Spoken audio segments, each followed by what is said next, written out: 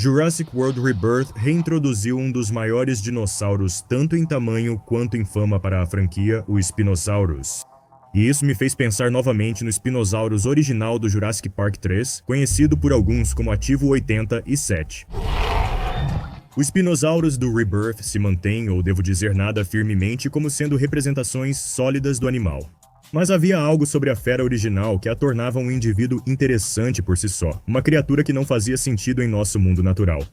Após ver a representação moderna e precisa em Jurassic World Rebirth, o ACID-87 poderia ter sido a primeira tentativa de criar um híbrido de dinossauro neste universo. Por anos, parecia que o Indominus Rex foi a primeira criação híbrida meio que bem-sucedida. E talvez isso ainda seja preciso, embora o Spinosaurus original possa ter sido uma tentativa anterior dessa ciência de divisão de genoma. Apesar de menos características híbridas visíveis em sua aparência, seu DNA ainda pode conter traços de diversos outros animais. Neste vídeo, apresento duas teorias sobre uma possível origem híbrida para o Spinosaurus do Jurassic Park 3. Para criar essas teorias, mergulhei a fundo na lore de Jurassic.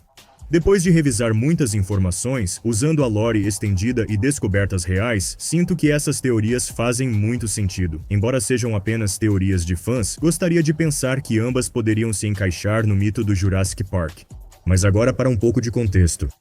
Durante a campanha de marketing para os filmes do Jurassic World, houve explosões de informações de canon suave criadas para aumentar o hype em torno de histórias de fundo da franquia centradas no grupo de proteção aos dinossauros ou grupo de proteção aos dinossauros. É difícil dizer se essas podem ser consideradas peças oficiais do canon. Ao mesmo tempo, é o mais próximo que temos de uma verdadeira lore sobre este assunto, então vamos em frente. Nessas postagens fictícias houve muita discussão em torno da InGen e Masrani. Por enquanto, vamos nos concentrar principalmente na Lei de Proteção Genética. Esta lei foi criada em resposta aos acontecimentos ocorridos na história do mundo perdido. Especificamente o T-Rex chegando ao continente e, bem, você sabe. O discurso de John Hammond no final do filme também destacou o que a Lei de Proteção Genética propôs, que era dar aos animais desextintos direitos próprios e protegê-los, como fazemos com espécies em perigo na vida real. A lei em si é realmente bastante complexa, mas o grande objetivo era colocar regulamentações neste tipo de pesquisa e manter os animais já criados o mais seguros e longe dos humanos quanto possível, e garantir que a criação de bestas antigas como esses dinossauros fosse pausada por um período de tempo indefinido. Apenas deixe tudo como está e siga em frente. Como esperado, essa lei foi rapidamente violada. Poucos meses depois de Masrani ter adquirido a InGen, a pesquisa ilegal foi novamente iniciada na Isla Sorna. Eles chamaram isso de teste de amalgamação, que significa usar DNA de outros animais para preencher as lacunas de um genoma específico.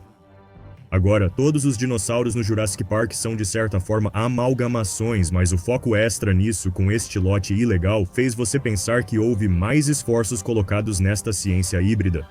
Também temos que lembrar que este era o objetivo final da segunda geração do Jurassic Park sob Masrani, então entrar nos primeiros testes híbridos, mesmo que ilegais na época, valia a pena pelas possíveis futuras riquezas. Na lista de dinossauros ilegais estava o Spinosaurus. Apesar de não estar na lista da InGen, outros dinossauros podem ter sido usados para preencher as lacunas do DNA do Spinosaur. Lembram-se do Dr. Who? Seu papel na criação de híbridos foi vital.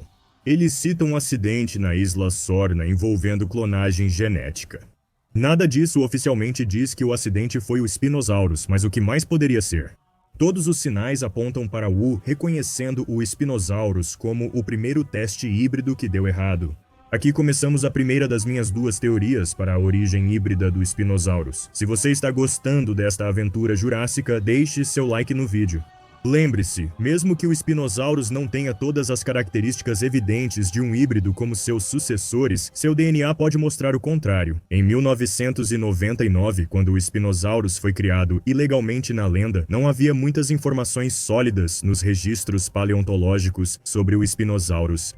Se a lenda de Jurassic se alinha com a realidade, o que acredito ser possível até certo ponto, então as descobertas paleontológicas permanecem em linha com como elas realmente aconteceram na vida real. Após a destruição do conjunto original de fósseis de espinossauros, somente na virada do milênio foram encontrados novos fósseis substanciais da criatura. Na lenda fictícia de Jurassic, quando o espino estava sendo criado, só havia fragmentos esparsos de seus restos, insuficientes para uma representação precisa como a vista em Rebirth. Se quiser saber mais sobre a mudança no design do Spinosaurus em Rebirth, confira meu vídeo sobre o assunto após assistir este. O Spinosaurus era uma espécie tão curiosa, as notas restantes dos fósseis originais destruídos afirmam que este era um predador potencialmente maior que o T-Rex, pois tinha uma vela massiva em suas costas. Se você fosse uma grande empresa de biologia, imaginaria este monstro de outro mundo, sabendo que ele capturaria a atenção mundial. Você criaria o ser mesmo com o genoma incompleto e se fosse ilegal?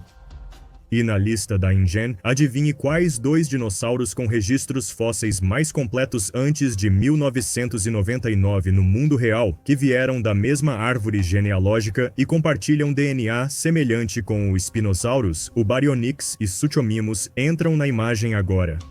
Quando a primeira garra gigante do Baryonyx foi descoberta em 1983, uma expedição logo depois encontrou cerca de 70% do esqueleto completo. E veja só, a descoberta do Suchomimus, outro espinosaurídeo, foi estranhamente quase idêntica à do Baryonyx. Em 1997, 2 anos antes da criação do espinossauro na lore jurássica, 2/3 do esqueleto do Suchomimus foram encontrados, cerca de 70% novamente. Então, tanto o Baryonyx quanto o Suchomimus tiveram a maioria de seus registros fósseis descobertos antes da criação secreta do espinossauro dentro da lore jurássica. É fascinante como a vida real e a lore jurássica se entrelaçam. Espero que esteja se divertindo tanto quanto eu. Descobertas de esqueletos não são ideais para criar dinossauros completos no universo jurássico. Geralmente, é necessário mais restos biológicos preservados, como os mosquitos com sangue de dinossauro em âmbar, mas há essa grande diferença entre o universo jurássico e nosso mundo real. Eles possuem uma tecnologia insana que ainda é, em grande parte, ficção científica para a nossa ciência moderna. Com esse conhecimento, é plausível que eles conseguiriam obter DNA suficiente das descobertas do Baryonyx e Suchomimus para trazê-los de volta à vida. Na lenda, os Baryonyx nasceram na Isla Sorna e seriam trazidos como novas atrações para o parque quando estivesse em funcionamento. Isso nunca aconteceu, mas seus registros de DNA agora estavam prontamente disponíveis. O Suchomimus também poderia ter sido feito para o parque, mas nunca chegou a ser criado até o nascimento do mundo jurássico. Então, para criar o Spinosaurus, a InGen poderia ter usado o DNA de Baryonyx e Suchomimus para completar seu DNA. Ambas essas criaturas tinham uma postura de terópode clássico mais ereta, de acordo com os registros, o que poderia ter levado à imensa altura do Spinosaurus e à postura mais ereta. Adicione um pouco de DNA de crocodilo aos Spinosaurus, já que comumente se acredita que eram dinossauros semelhantes a crocodilos, e porque havia DNA vivo disponível para criar um Spinosaurus híbrido. Talvez não seja exatamente como o animal real, mas cumpre seu papel, não é mesmo? Espero que goste dessa teoria, mas a segunda que tenho para você envolve algo que alguns provavelmente lembrarão ter causado muito burburinho em 2025. A empresa colossal, comparável à InGen ou Masrani do mundo real, afirma ter ressuscitado o lobo gigante, esperando evitar problemas obscuros. Os debates sobre a tecnicidade desse projeto continuam, mas em suma, eles usaram o DNA preservado de 2 espécimes de lobo gigante para estudar mais sobre a espécie extinta. Eles usaram tecnologia avançada para obter o DNA de um lobo cinzento vivo e modificá-lo para exibir traços de lobo gigante que haviam descoberto. E se a InGen pegasse o DNA de um Baryonyx, um de seus animais criados na lore do Jurassic, e modificasse seu DNA adicionando elementos de pseudomimos para parecer com o que eles imaginavam ser um Spinosaurus, de acordo com a ciência da época?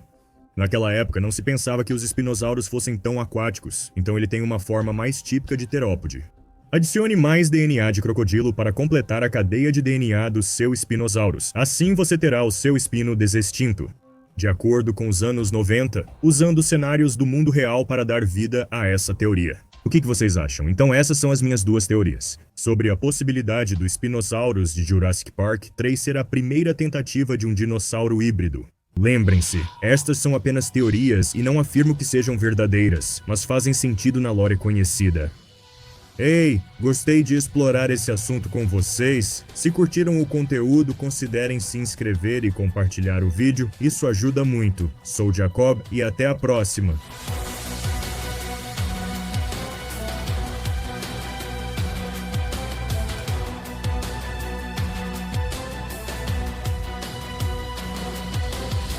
Você